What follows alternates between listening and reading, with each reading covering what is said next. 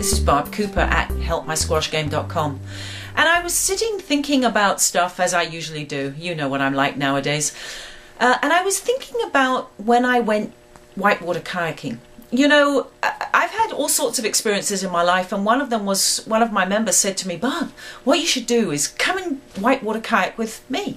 And of course, I didn't know what the heck I was doing, so of course I said, absolutely, I'm going to be there. So what did we do? We went to the Credit River in April in Canada. All right, remember, that is freezing. We are in spring runoff and it's freezing, freezing cold water. And I didn't have a clue what I was doing. So I've got my wetsuit on though, and I feel good, but a bit scared when I get into the water. And the water's brown.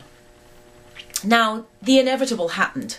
As you're going down the water that's rushing away, inevitably I capsized. And I can tell you, I was so shocked and so scared. I couldn't get out of my boat quick enough. But the water was brown, and I can always remember it. It was always brown. Now, why am I telling you about whitewater kayaking?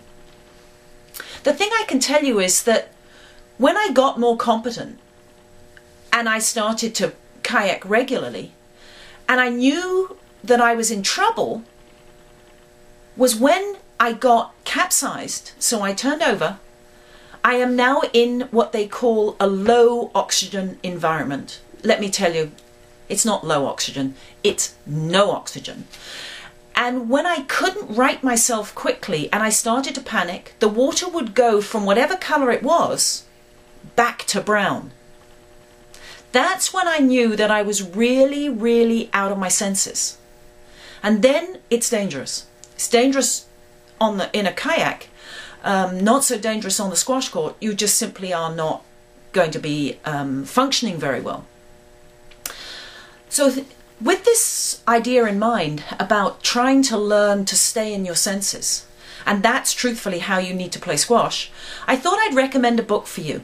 And it's something that I recommended to the national women's team. I would recommend it to for anybody to read, and it's called The Power of Now by Ekhart Tolle. This is a fantastic book. And if you can take some of its concepts and start to put them into your game, what will happen is you will start to notice where your opponent is and start playing the ball away from them. You will start to feel how you're feeling and adjust your game accordingly. You'll notice whether the ball needs to be modified, and you'll do it. Try it. If nothing else, you'll get a concept of what it means to be truly in focus.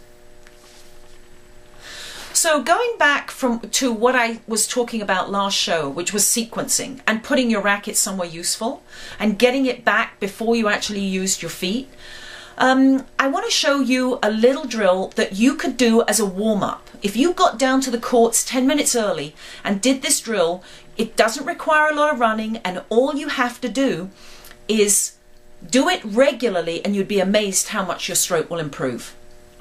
Have a look at it.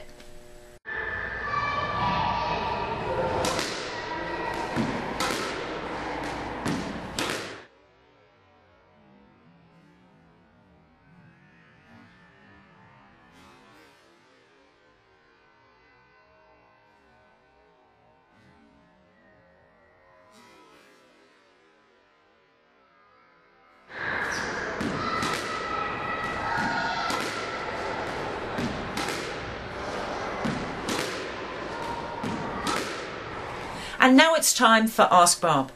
And I had a question sent in to me by a viewer, and they were asking about drills to dig the ball out from the back corner.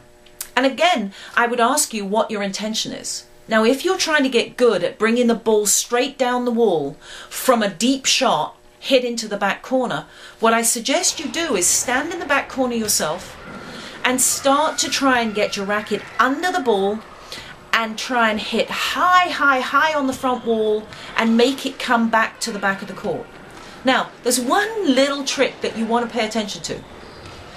Please don't write in and say, Barbara, I can do 30 of those. Because truthfully, if you can do 30 in a row, the shot that you're hitting it off, the incoming ball, is not deep enough.